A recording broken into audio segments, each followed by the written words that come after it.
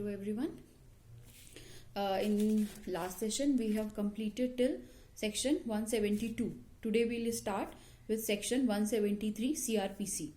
So section 173 CRPC talks about report of police on completion of investigation. ठीक है, आपने कई बार सुना होगा फाइनल रिपोर्ट की बात करते हैं लोग. तो फाइनल रिपोर्ट क्या होती है? फाइनल रिपोर्ट वही होती है जी जब इन्वेस्टिगेशन कंप्लीट हो जाती है पुलिस के द्वारा, तब पुलिस एक फाइनल रिपोर्ट जो मजिस्ट्रेट को जो रिपोर्ट सबमिट करती है वो होती है आपकी final report. Final report of the police officer as soon as investigation is completed to the magistrate submit करना जरूरी होता है. इसे कंप्लीशन रिपोर्ट भी कहते हैं और फाइनल रिपोर्ट भी कहते हैं. अगर रिपोर्ट में आप पुलिस ऑफिसर एलिज कर रहा है commission of the crime by accused person, तो उस रिपोर्ट को नॉर्मली हम कहते हैं चार्जशीट और चालान. तो अगर पुलिस ऑफिसर उस रिपोर्ट में एलिज कर रहा है कि जो अक्यूज्ड पर्सन है उसने क्राइम किया हुआ है, तो उस रिपोर्ट को हम नॉर्मली कहते हैं चालान या चार्जशीट. ठीक है. Submission of chargesheet means that the preliminary investigation and the preparation of case is over and the magistrate can take the cognizance of the offense. मतलब ऑफ कोर्स जब फाइनल रिपोर्ट हम submit कर रहे हैं इसका मतलब है जो भी प्रिलिमिनरी इन्वेस्टिगेशन थी जो पुलिस के द्वारा करनी थी वो पूरी हो गई है. जो भी प्रिपरेशन थी एविडेंस कलेक्ट करने के लिए या विटनेसेस से बात करने की, वो सारी फॉर्मेलिटी सारी प्रिपरेशन पूरी हो गई है. उसके बाद जब मजिस्ट्रेट अब रेडी है कि मजिस्ट्रेट के पास पूरी रिपोर्ट है कि मजिस्ट्रेट अब जो है केस का जो कॉग्निजेंस ले सकता है. इसका एक इम्पॉर्टेंट केस भी है वो आप नोट कर लीजिए. Ramashankar versus state of UP. ठीक है. तो Ramashankar versus state of UP, इसका साइटेशन है AIR 1956 इलाहाबाद 525. ठीक है. इसमें ये मेंशन हुआ था कि ये होती है बेसिकली फाइनल रिपोर्ट जब पुलिस अपनी इन्वेस्टिगेशन और प्रिलिमिनरी जो प्रिपरेशन है वो पूरी कर लेती है, तो जो मजिस्ट्रेट है वो उसका कॉग्निजेंस ले सकता है. अब the magistrate is expected to apply, this is very important, that a magistrate is expected to apply his judicial mind to the report and he is not bound by the conclusion drawn by the police.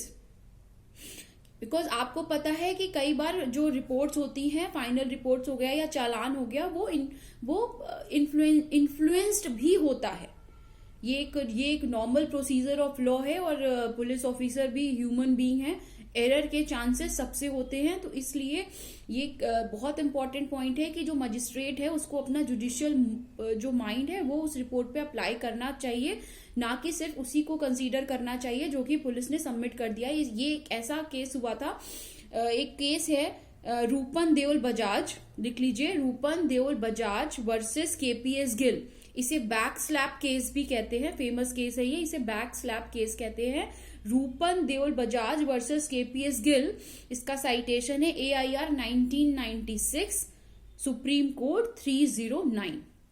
इसमें actually क्या हुआ था कि एक senior police officer थे, he has slapped a senior lady IS officer on her posterior. ठीक है, at a party in the presence of a elite gathering.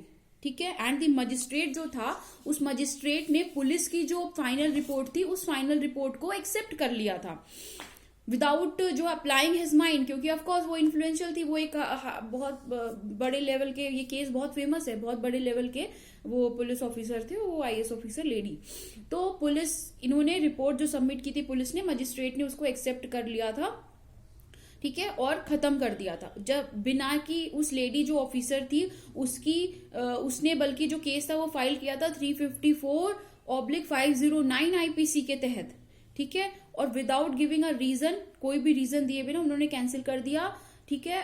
Supreme court ने जो मजिस्ट्रेट का ऑर्डर था उसको सेट असाइड कर दिया था और मजिस्ट्रेट से दोबारा कहा था कि आप प्रोसीड करिए केस के द्वारा अंडर सेक्शन 210 CRPC के तहत. अब 210 CRPC क्या कहता है? 210 CRPC कहता है consolidation of cases instituted on a police report and on a private complaint.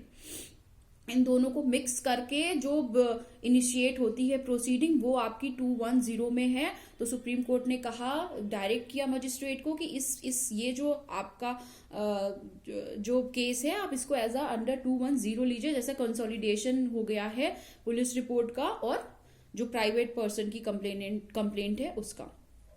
अब आता है आपका contents of the police report. So 173 sub clause 2 basically बात करता है contents of the police report की। क्या होती है कंटेंट्स का? एक्चुअली ये जो कंटेंट होता है वो एक फॉर्मेट में भरा जाता है जब मजिस्ट्रेट के पास जाता है, और वो जो फॉर्मेट है वो स्टेट गवर्नमेंट जो है वो प्रिस्क्राइब करती है। तो उस क्या होता है उस फॉर्मेट में? पहले तो आपका नाम, पार्टीज के जो नेम होते हैं वो उसमें मेंशन होते हैं। दूसरा होता है कि कोई ऐसा व्यक्ति जो प्रेजेंट हुआ हो, जो एक्वेंट है, अपने आप को कर बताता है केस के जो सर्कमस्टेंसेस है उससे, क्या ऐसा कोई व्यक्ति प्रेजेंट हुआ, क्या अक्यूज्ड को आपने अरेस्ट किया था, अगर अक्यूज्ड अरेस्ट हुआ था, क्या अक्यूज्ड अपने पर्सनल बॉन्ड पे अभी बाहर है, तो ये सारी चीजें जो हैं, और क्या आपने जो अक्यूज्ड है उसको उसकी जो कस्टडी है वो 170 के अंडर फॉरवर्ड की थी। तो ये सारी जो इंफॉर्मेशन है वो कंटेंट में आएगी। कंटेंट किस में है आपका? 173 सब क्लॉज 2 में चार्जशीट का और फाइनल रिपोर्ट का कंटेंट होता है। अब 173 सब क्लॉज 3, 173 सब क्लॉज 3 बात करता है कि जहां एक superior officer of police has been appointed under section 158, ठीक है, the report shall in any case in which the state government so directs be submitted through that officer and he may, pending the order of the magistrate, directs the officer in charge of the police station to make further investigation। तो अगर कोई superior officer, किसी police का superior officer को appoint किया जाता है 158 के तहत, तो वो जो रिपोर्ट है वो उस केस में, जबकि स्टेट गवर्नमेंट डायरेक्ट करती है, सबमिट होगी उस ऑफिसर के तहत during the pendency of the order of the magistrate, जिसको कि पुलिस जो हायर ऑफिसर है वो डायरेक्ट करेगा फर्दर इन्वेस्टिगेशन के लिए। तो जो हायर पुलिस ऑफिसर है वो अगर किसी एसएचओ को, स्टेशन हाउस ऑफिसर को या किसी आईओ को अपॉइंट करता है, तो जो रिपोर्ट है वो उस मजिस्ट्रेट के द्वारा, जिसे अपॉइंट किया गया था फर्दर इन्वेस्टिगेशन के लिए, उस मजिस्ट्रेट के द्वारा फाइल की जाएगी। 173(4) क्या कहता है? 173 उन केसेस से रिलेटेड है जहां पे अक्यूज्ड रिलीज हो चुका है बॉन्ड पे on the ground that evidence is deficient, ठीक है, एविडेंस डेफिशिएंट है, उस ग्राउंड पे अक्यूज रिलीज हो चुका है।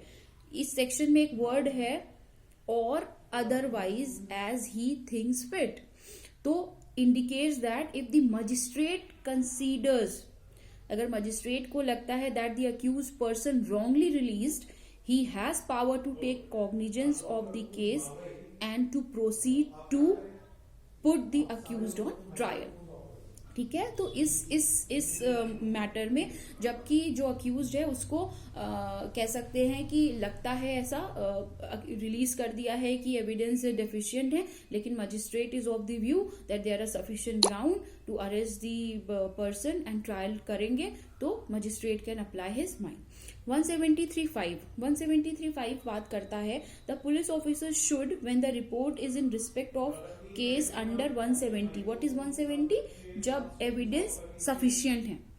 तो जब एविडेंस सफिशिएंट है मीन जब 170 के अंडर में आप रिपोर्ट सबमिट कर रहे हैं, तो आपको रिपोर्ट के साथ साथ सारे डॉक्यूमेंट्स जो रेलिवेंट है उस केस से रिलेटेड, स्टेटमेंट रिकॉर्डेड अंडर 161, वो सारे के सारे आपको सबमिट करने पड़ेंगे, बिकॉज दी अक्यूज्ड जो है वो कभी भी डिमांड कर सकता है पब्लिक प्रोसिक्यूटर से सारे के सारे एविडेंसेस स्टेटमेंट के, ठीक है, स्टेटमेंट के लिए रिकॉर्ड जो पुलिस ने की है ड्यूरिंग इन्वेस्टिगेशन, और इसको यूज कर सकता है वो अपने डिफेंस में। तो इसलिए आप जब 170 के अंडर, 170 के मतलब कि जबकि जो एविडेंसेस है वो सफिशिएंट है अक्यूज को के अगेंस्ट केस करने के, उसमें आप रिपोर्ट भेज रहे हैं, तो आपको सारी इंफॉर्मेशन मेंशन करनी होगी अलोंग विद दी डॉक्यूमेंट्स।